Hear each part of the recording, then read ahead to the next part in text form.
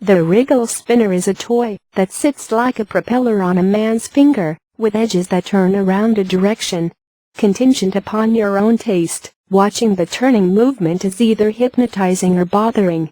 In any case, notwithstanding for the individuals who would prefer not to play with the spinners themselves, the doohickey story gives a great anecdote of the little-time designer with the huge thought who got removed when the time came to trade out. This sort of account is dependably convincing notwithstanding when, as for this situation, it's not by any stretch of the imagination genuine. In the course of the most recent week or thereabouts, a flood of media outlets, including The Guardian and the New York Times, have proclaimed that Catherine Hettinger, a lady living in the Orlando zone, is the designer of the squirm spinner. Hettinger isn't required in any of the organizations that are making the well-known toys, and told a columnist at The Guardian that she is having money-related troubles. The press scope immediately solidified around an elucidation summed up expertly by the feature essayists at the New York Post. Lady who invented fidget spinner isn't getting squat. Hettinger, 62, is a concoction designed via preparing, and said she's dependably been a tinkerer. She initially got 2 licenses for a placemat that would help individuals control their eating routine by disclosing to them how much the sustenance they were eating weighed. In 1993, she petitioned for a 3rd patent, which secured a roundabout gadget formed from a solitary bit of plastic that twists on the tip of a finger. In her patent application, Hettinger depicted the gadget's shape as similar to the U.S. State House building. It could likewise be an unusual frisbee or a toy UFO. She called it a turning toy.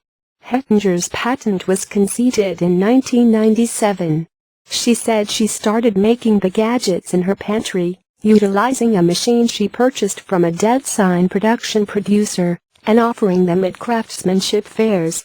Hettinger headed out to Toy Traditions and pitched the spinner to Hasbro Incorporated, which showcased tried it, and in the end, chose not to seek after an arrangement, she said. Hasbro didn't react to a meeting demand. Patent holders need to pay intermittently to keep up their licenses, and Hettinger let the turning toy patent slip by in 2005. Over 10 years after the fact, in 2016, the present era of finger-turning toys turned into a hit. Beside the turning, these gadgets had little in a similar manner as Hettinger's toy. They depended on a totally unique system for development. However, when somebody made a Wikipedia page for the squirm spinner this April, it portrayed Hettinger as the designer. When she initially known about the Wikipedia page, Hettinger said she expected that one of her companions had made it. Be that as it may, she made an inquiry or two, and nobody would cop to doing as such. Correspondents began calling, and she was upbeat to reveal to them the tale of how she had designed the spinner. Beside the Wikipedia page, Hettinger recognized that there is no proof of an immediate association between her own plastic plate and the Wriggle spinners that are prominent today. She said she doesn't have a conclusion on whether her patent would apply to them. "We'll need to call a patent lawyer. This is route past me," she said. Bloomberg requested that 2 licenses specialists audit Hettinger's thought for a turning toy. They left away wary of its association with the present prevailing fashion. In understanding it, it doesn't seem to cover the items that individuals are offering now, said Jeffrey Blake, an accomplice at Merchant & Gould, a law office concentrated on protected innovation. Hettinger didn't contend with this conclusion. "We should simply say that I'm asserted to be the innovator," she said. "You know, Wikipedia cases, or something to that effect." A patent look for the words turning toy pulls up a great many licenses covering everything from yo-yos to a flying toy for propelling with fluid scattering parts, and going back over a century. It's not clear which licenses, assuming any, would cover the present squirm spinners. In the event that the toys have a genuine designer, he or she stays in lack of definition. Regardless of the possibility that Hettinger's patent had secured the present spinners, and she hadn't given it a chance to slip by in 2005, she would have had no claim to any fortunes made amid the spinner blast that began a year ago. Her patent would have lapsed in 2014, 17 years in the wake of being issued, said Blake. This is the logic behind patent security. Inventors make their work open in return for the restrictive ideal to popularize it. In any case, that privilege needs to lapse to maintain a strategic distance from never-ending restraining infrastructures. The patent framework worked the way it ought to, said Blake. It is not necessarily the case that performance designers or little organizations aren't regularly outgunned, particularly when they're making items like toys that can be duplicated and disseminated without breaking a sweat.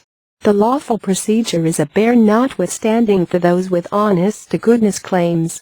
The cost and time required in the implementation framework makes it troublesome for the little innovator, said Mark Ober, senior chief at Sherpa Technology Group, which counsels organizations on licensed innovation-related issues. Numerous creators get themselves pushed into the arms of bigger organizations decisively in light of the fact that they can't deal with these issues all alone, he said. The innovators of another all-of-a-sudden mainstream toy for the eager, the Fidget Cube, raised $6.4 million through Kickstarter. To make their toy, however, as of late chosen to permit the rights to an organization called Suru as opposed to do it without anyone's help. The expanded capacity to forcefully seek after fakes and knockoffs surely added to the banquet of our permitting understanding, said Mark McLachlan, one of the innovators.